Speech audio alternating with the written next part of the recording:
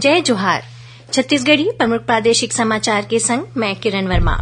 प्रधानमंत्री नरेंद्र मोदी काली 16 दिसंबर के मझनिया 4 बजे विकसित भारत संकल्प यात्रा के शुभारंभ करही। ए दौरान ओमन वर्चुअल माध्यम ले देश भर में यात्रा के अंतर्गत आयोजित होवैया कार्यक्रम ले जुड़ही और हितग्राही मन करा चर्चा करही। छत्तीसगढ़ के राजधानी रायपुर में विकसित भारत संकल्प यात्रा के शुरुआत बूढ़ा तालाब परिसर ले होही। ए मौका में मुख्यमंत्री विष्णुदेव साय वर्चुअल माध्यम ले राज्य के आने जिला ले जुड़ही और यात्रा के संबंध में संवाद करही। विकसित भारत संकल्प यात्रा 16 दिसंबर ले 26 जनवरी तक छत्तीसगढ़ के आने जगह में घूमही। पहली चरण में रायपुर समेत 4 शहरी क्षेत्र और 70 ग्रामीण क्षेत्र मन में कार्यक्रम राखे जाही। एखर बर 8 LED वाहन भेजे गे हे।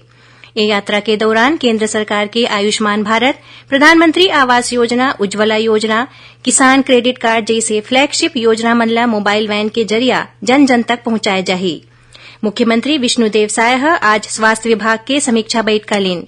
ओमन प्रदेश में कुष्ठ के विरुद्ध युद्ध अभियान चलाए के निर्देश दिन। श्री साय एम्बुलेंस सेवा 108 और मानसिक स्वास्थ्य पर संचालित सेवा मन ऊपर जोर देबर किहिन। जांजगीर के खोखराभाटा स्थित पुलिस लाइन में अग्निवीर भर्ती रैली के तहत शारीरिक दक्षता परीक्षा आज ले शुरू हुई। आज पहली दिन 3 जिला बिलासपुर, मनेन्द्रगढ़, चिरमिरी, भरतपुर और सक्ती के 600 उम्मीदवार शामिल हुईन। एमाले 244 युवा मन दौड़ में सफल हुईन। राज्य विधिक सेवा प्राधिकरण के निर्देश में प्रदेश के जम्मू न्यायालय मन में काली 16 दिसंबर के राष्ट्रीय लोक अदालत के आयोजन करे जाही। राष्ट्रपति द्रौपदी मुर्मू विष्णुदेव साय मुख्यमंत्री बने के बधाई और शुभकामना दीन है। ओमन किहिन के ओमन ला पूरा विश्वास है कि श्री साय के अगुवाई में छत्तीसगढ़ उन्नति के नवा शिखर प्राप्त करही। छत्तीसगढ़ के राज्यपाल विश्वभूषण हरिचंदन नई दिल्ली में राष्ट्रपति द्रौपदी मुर्मू ले मुलाकात करीन। छत्तीसगढ़ उच्च न्यायालय के आदेश के बाद रायपुर प्रेस क्लब के चुनाव के रास्ता साफ हो गए है।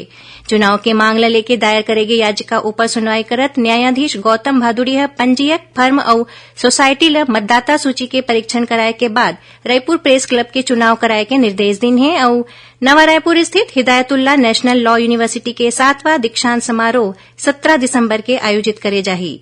समारोह में BA LLB ऑनर्स के 150 और LLM के 90 छात्र छात्रा मन ला डिग्री दे जाही।